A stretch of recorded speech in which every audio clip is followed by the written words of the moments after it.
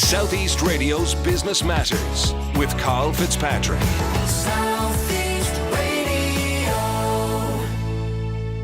My final guest this week is Pat Stephenson from the creative advertising agency Boys and Girls. Pat, we'll be discussing the world of advertising and the latest trends within the creative advertising space. But I'd like to take you back to 2009 and to find out what prompted you to co-found Boys and Girls. Well, I suppose going back into our time machine and looking back at 2009, it was a very different industry. Digital had taken off at that stage, but it wasn't as fragmented as it was. Myself and my co-founders, there was 4 boys and 2 girls, and we just really thought that there was an opportunity in the recession to start up an agency that was really purely focused on producing the best creative work possible, and that was our dream and desire, and we were naive enough to thought we could do it. And when we hear the words creative agency, we automatically associate the business with advertisement development, but there are other aspects to services provided by you also. Oh, absolutely, yeah. So, I suppose when you start off, you try and get any work that's possible within the communication sphere, and we were very lucky to get some experiential and below-the-line work from the likes of, Paris Whiskey and Digicel and that kind of stuff at the start. But our range of services now would range from, someone who walks in the door with the idea for a product and is looking to try and develop that into something that they can launch to market, to well-established brands that are looking for strategies and how to win and compete in new international markets and almost anything in between, So typically, what creative process is deployed when designing ads for your clients? Well, really, I suppose what we try and do at the very start of every engagement with the client is to really understand their business as best as possible. So, we try and using the factory metaphor, try and really get under the skin of any kind of production process or if it's a service, what exactly marks their service out as being interesting or extraordinary. Once we understand that, and we understand then what their business objective is, whether it's to get more customers or to get existing customers to grow more, or just to create a bit of awareness, we then sit down with them and we develop a communication strategy. So once that's kind of laid out and we all know what we need to deliver, then you're looking for that little bit of magic. That's where I suppose the creativity comes in. So it's what is the most creative way possible to solve that particular business problem in a way that will attract your consumers in the best possible way. So that's, I suppose, the process kind of in a nutshell. But obviously, depending on what it is that you're doing, it could be an event, it could be an online content series, it could be a product that you end up making, and the bit in the middle, the production process, is obviously very different.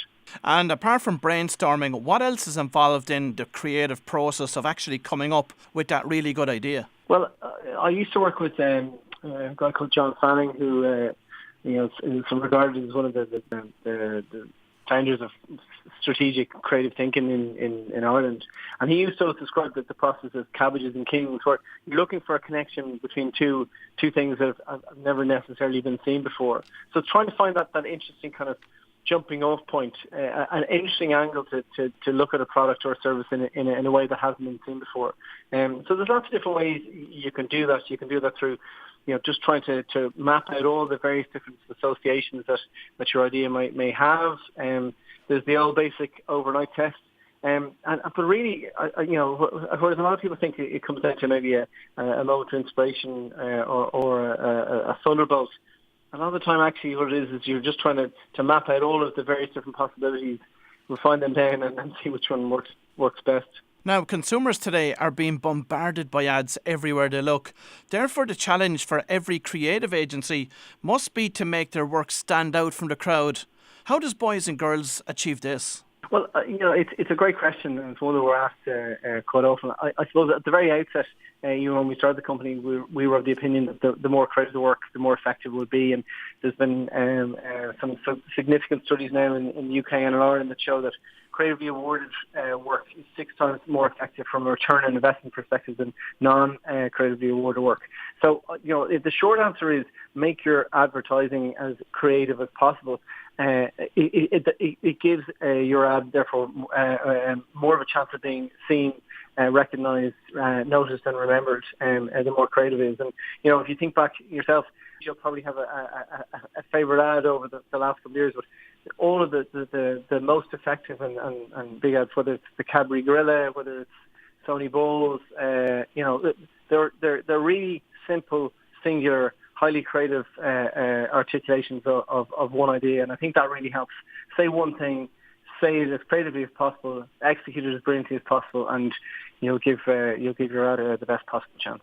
So remind us about some of the well-known advertising campaigns which Boys and Girls has been responsible for. Well, I suppose some of the campaigns that are most recognised are loads. Are some of the ones we've done for 3 Mobile over the last year. So we had a lovely one about a dad who's working abroad and he brings his daughter back a cloud. That seems to resonate well with people.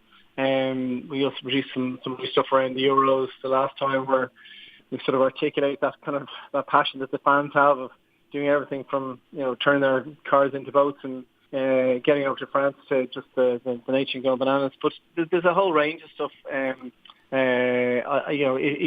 more recent times, some of the work we've done for Dulux with a little campaign we shot down in Cork, showing the invincible swimming in every weather condition, seems to get a lot of love. But there's lots and lots of examples I could pull upon. We are now in an era of the digital revolution. So does that mean that your clients want the focus of their advertising campaigns to be geared towards online platforms rather than TV?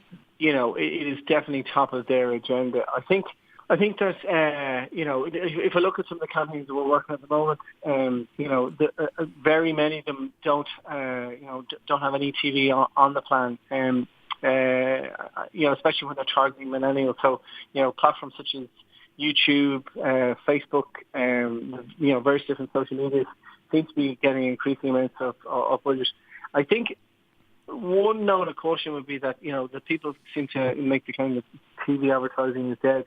That the facts and figures would suggest otherwise. And I think that what we need to do now is to make sure that we're using all of the channels in their best possible light. Whereas digital is brilliant at targeting a specific consumer. If you want to get something that has that, I suppose, big brand feel, more traditional types like film and cinema can really deliver a big brand experience. So I think it's all about using each individual channel to its best effect, bearing in mind the audience that you're talking to. And Pat, what are your thoughts on radio as a advertising medium? I absolutely love radio. I think it's shocking how bad the overall standard of radio advertising is in this country when you consider how much we love radio as a medium. We were lucky enough to win a coveted award, which is the D&AD Pencil last year. It's a big international award for a campaign we did for the Senate 16, which celebrated. It was a really simple idea where we brought to life the first ever radio broadcast, which was actually the announcement of the Declaration of the Republic back in 1916. We broadcast it simultaneously across all the radio stations. But it was a simple idea. We executed it well, but it had a massive effect. And I think, if you look at radio, I think it is such potential when you treat it with respect. And some of the campaigns we've produced for our clients, when we've done that, we've had tremendous results. So radio is an area that we're focusing on a lot from a client's perspective. We think that, given the levels of investment that are needed from a production perspective, it's an open goal for clients who are willing to put some money there. And if they do put their money there, I think they'll definitely see the rewards. And looking back at your career in the advertising industry, how has the sector changed over the years? And has this manifested itself in terms of client expectations today? Oh, well, I probably look a lot older than I am, but I've been working in the industry for about 20 years now at this stage. And it has changed, I suppose. Look, when I started out, email was a new thing. You were still sending kind of physical documentation and letters to and from people. So even just the rate of response and the length of time you needed to develop a campaign was much, much longer. Now, a client might need something, and they might brief you today, and they need it, on air in a couple of days' time. The turnaround times have got that quick. So between the proliferation of the various different channels, you could have campaign, whereas previously you might have only been dealing with outdoor radio, press and TV. Now you could have media plans that are taken through 20 or 30 channels. So it's, I suppose, making sure that you're on top of all of the latest developments with regard to technology, production technology.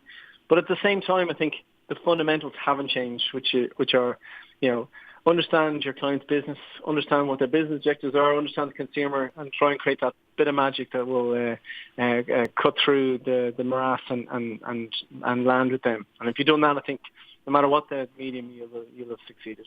And Pat, how important have data analytics become in the advertising industry?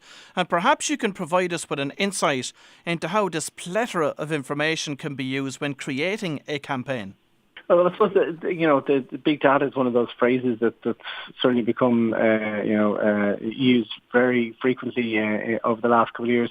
So we now know from the bulk of data that's out there much more about what our target market or our consumer might be actually using in terms of their media habits. So being able to get your message in front of your consumer at the right time of day, when they're in the right mindset, is definitely a possibility now with big data. I think what maybe some people make the mistake of doing is looking at data as kind of a panacea for everything. It can tell you where you need to place your ad. It can tell you the best time of day. It can tell you how often they should see it. But I still think that you can't replace great strategy and great creative thinking. And I suppose it's trying to use those two things in tandem.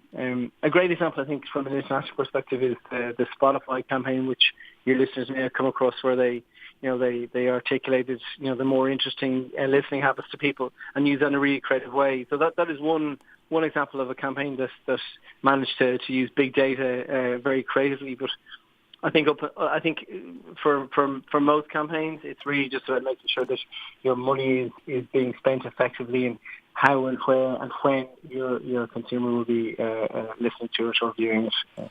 And Pat, certainly one of the bugbears for me is that small business owners have become brainwashed by social media giants about this term impressions, which I think is quite a useless metric, isn't it? Yeah, look, you're preaching to the converted here. I think, social media can be really, really powerful as a tool. There's no doubt about it, and there's a whole host of success stories. But the questions that the clients are certainly asking me now are, what is the value of a view? What is a view? If a view is counted by someone mindlessly scrolling through a news feed on Facebook or Instagram, does that really have any value? Is it being viewed by a human being? There's all this chat now about robotic farms literally clicking through on ads in order to build up impressions. So I would question whether an impression is something that is really worth its weight. And I would just ask anyone who's looking at those campaigns to try and evaluate the actual commercial value of them at the end of the day, as opposed to numbers on a page that aren't independently audited in many cases. So what metric do you feel is most important for the small business owner to focus on? What the campaign is actually doing in terms of getting bums on seats or getting people to your website or into your shop or business. I think it always has to come down to the commercials. And it can be very reassuring, looking at board level or whatever else to provide, that this particular piece of content or this ad delivered 100,000 impressions or 500,000 impressions or views. Actually, the only thing that really matters are the commercials, and that's our business, and that's obviously what their business is too. And given the globally owned nature of the advertising sector, has it been difficult for Boys and Girls as an independently owned agency not to be swallowed up by these big players? No, I think a colleague of mine recently made a really good metaphor on this front. Like, we've always enjoyed the benefit of independence insofar as it has allowed us to be agile. So if we want a new client and we need to hire some staff, or we decide we want to develop an area of the business, we can do that, in a split second. Whereas the larger groups are going, cap in hand over to London or Tokyo or New York looking for it. So they're kind of much slower moving beast. the metaphor that he used was, the fact that Starbucks is a coffee chain exists around the world, and people, like the reassurance of it or else. But there's also there's a market there for the local, craft-made coffee shop, and we would certainly kind of view ourselves in that regard. Where when you're working with an independently owned business, where the business owners are in the business on a day-to-day basis, that you can pick up the phone to someone who cares about your business, understands your business, and will do everything they can to deliver. Whereas you're dealing with a big group, it's very difficult to get a Martin Sorrell or a head of publicist on the phone and get your case taken seriously. So we see benefits of both, but we would certainly see a massive benefit in being independent. And finally, what trends do you think will impact the advertising industry over the next few years? Well, I think, you probably touched upon something there earlier when you were talking about the race to impressions. I think what will happen is there will be some stock taken of what is the actual commercial effects of some of the activities being done. I think that will definitely be the case. I think there's a number of large ad fraud cases. If you look over in the States with regard to the click farms, etc., where spent on campaigns and that isn't necessarily seen by humans. So I think that may get people just looking again at their spend. I think in terms of other trends, you've got to think that experiential is going to grow. It seems to be where a lot of people are putting their money. But overall, whilst everything changes, nothing does. It still comes down to having a good understanding of a client's business, understanding the consumer, coming up with a great strategy, executing it as brilliantly and as creatively as possible. And if you can do that, you're always going to win. Well, if you've just tuned in, that was Pat Stephenson from Boys and Girls. And I would like to thank Pat for taking the time this morning to share the Boys and Girls success story with us. Southeast Radio's Business Matters with Karl Fitzpatrick.